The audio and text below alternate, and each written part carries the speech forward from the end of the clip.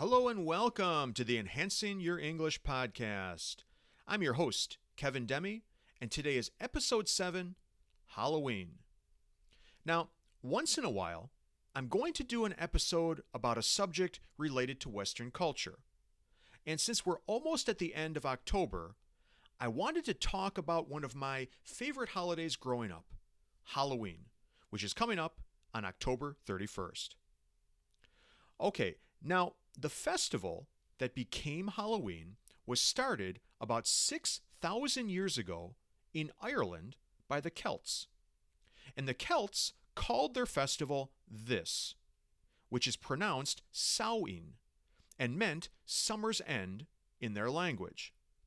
And if you're wondering how you get the pronunciation Samhain from this word, my understanding is that in this case, the MH is pronounced like a W in the Irish Gaelic language. Now, for the Celts, this holiday was their New Year's. It was the end of their harvest season when all of the crops had been gathered, and it was the beginning of winter. One of the most well-known images of Halloween is people wearing costumes, often of things like ghosts or monsters. So, why do people wear costumes on Halloween?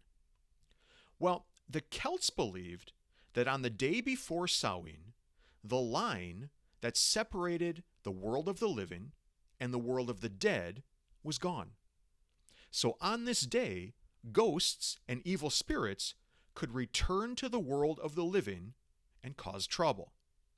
So people would dress up as ghosts and monsters in an attempt to protect themselves from the evil spirits, or at least try to fool them. And this tradition of wearing costumes has continued until today. These days, some of the most popular costumes worn for Halloween in the US are of superheroes, especially Spider-Man, Batman, and other characters from Batman movies, and this year, Wonder Woman, because of the new Wonder Woman movie that came out in the summer. Other costumes that are popular really every year include things like witches, pirates, princesses, zombies, and vampires, just to name a few. Another important part of Halloween is trick-or-treating, where children go from house to house to get candy and sweets. The way it works is that children will knock on someone's door or ring the doorbell and say, "Trick or treat," which basically means give me a treat, like candy, or I'll play a trick on you. Now, where does this practice of trick-or-treating come from?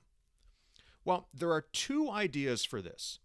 One is that during the festival of Samhain, children would go from house to house collecting fruits, nuts, and sweets for their festival. The second idea is that people would go to different houses and pray for the dead souls of the families who lived there. And this was called souling. And for doing this, these people would be given cakes and sweets in return. Now, when I was younger, trick-or-treating on Halloween basically went from about 5:30 p.m. until about 9 o'clock.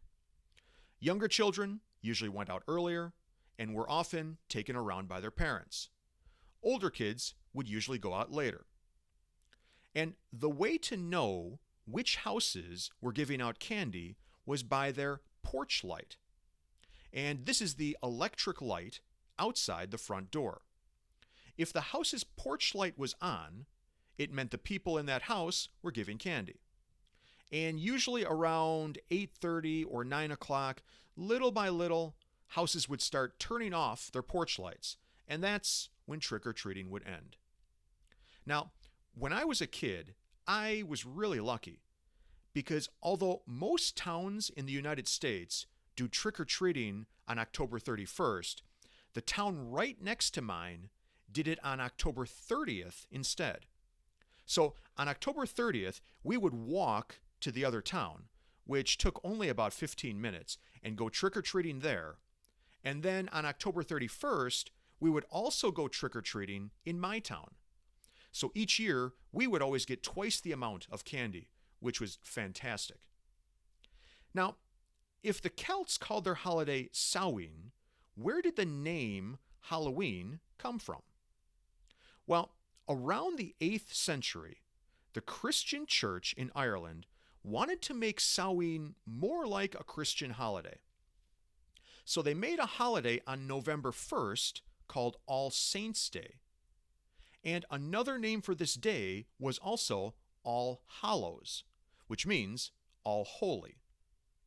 October 31st became known as All Hallows' Eve, or just Hallows' Eve, which means the evening before All Hallows. Over the years, Hallows' Eve became better known as Halloween. Now, Halloween came to North America from Ireland around 1850. And the main reason for this is that around this time there was a terrible famine in Ireland. Famine means there was not enough food. And at the time, Ireland's main crop was potatoes. And a disease killed most of the potatoes for a few years. Many people died from this, and a large number immigrated to other countries, including the United States and Canada. The Halloween tradition came to North America with these Irish immigrants. Halloween slowly gained in popularity in North America, and by the 1930s, Halloween costumes could be bought in stores. By the 1950s, trick-or-treating had become a popular activity. Now, you can see that the colors I've used for the text in this episode are black and orange, and these are the colors most often associated with Halloween.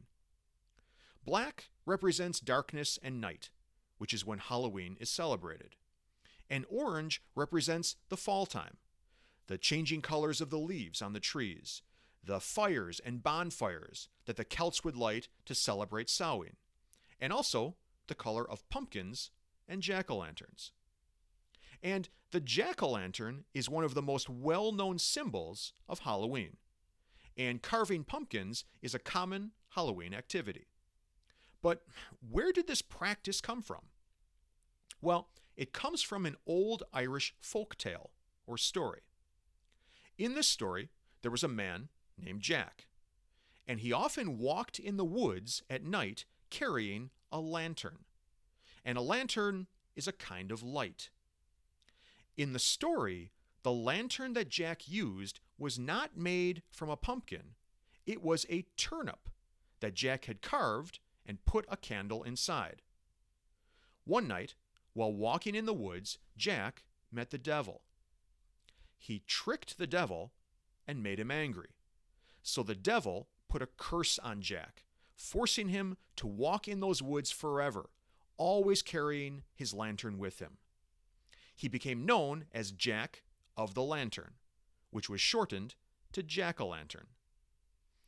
The lanterns also became known as jack-o'-lanterns, and the Irish would carve them to celebrate Halloween. When Halloween came to North America, people started using pumpkins instead of turnips. This is because there were many pumpkins in North America, and also because, honestly, pumpkins were much easier to carve than turnips.